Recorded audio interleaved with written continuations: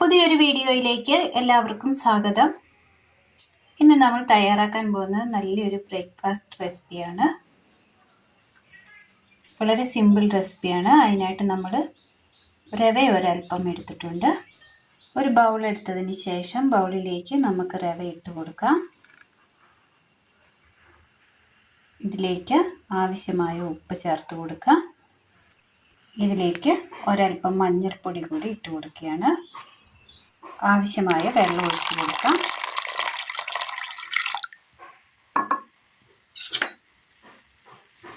നന്നായി ഒന്ന് മിക്സ് ചെയ്യാം.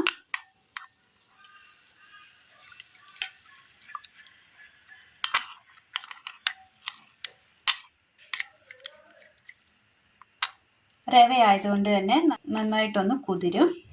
അപ്പോൾ അതിനേക്കാളും ഒരല്പം കൂടി നന്നായി വെള്ളം ഒഴിച്ച് കൊടുക്കണം. അത് കണക്കാക്കി വേണം നമ്മൾ വെള്ളം ഒഴിച്ച് കൊടുക്കാനായിട്ട്.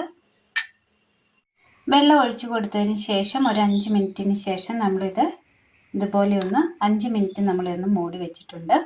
വെള്ളം ഏകദേശം ഒന്ന് വലിഞ്ഞിട്ടുണ്ട്. ഇനി നമുക്ക് മിക്സിയുടെ ചെറിയ ജാർ എടുത്തതിന് ശേഷം ഈ ജാറിലേക്ക് നമുക്കിത് ഒഴിച്ച് കൊടുക്കാം.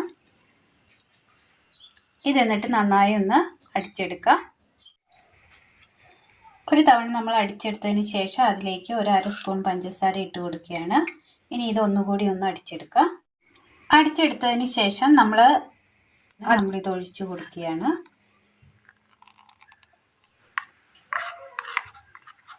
നന്നായി ഒന്ന് അടിച്ചെടുത്തതിന് ശേഷം ഇതൊരു 15 മിനിറ്റ് നേരത്തേക്ക് ഇതുപോലെ നമ്മൾ എടുത്തിട്ടുണ്ട്. ഇതൊരു 15 മിനിറ്റ് നേരത്തേക്ക് നമ്മൾ മൂടി വെക്കുകയാണ്. 15 മിനിറ്റിന് ശേഷം നമ്മളിത് എടുത്തിട്ടുണ്ട്. അടുപ്പത്ത് ഒരു പാലപ്പച്ചട്ടി വെച്ച് കൊടുത്ത് ഒരല്പം എണ്ണ ഒഴിച്ച് കൊടുക്കാം. ഒന്ന് ചുറ്റിച്ചെടുക്കാം.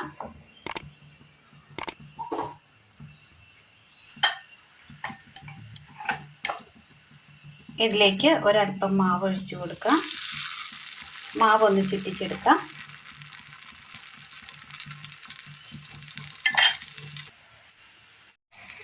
ഒന്ന് വെന്ത് കിട്ടിയിട്ടുണ്ട്.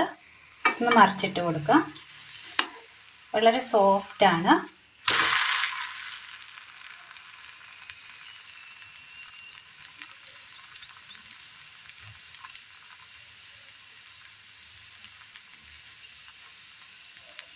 അടുത്തതും ഇതുപോലെ ഒന്ന് ചെയ്തെടുക്കാം.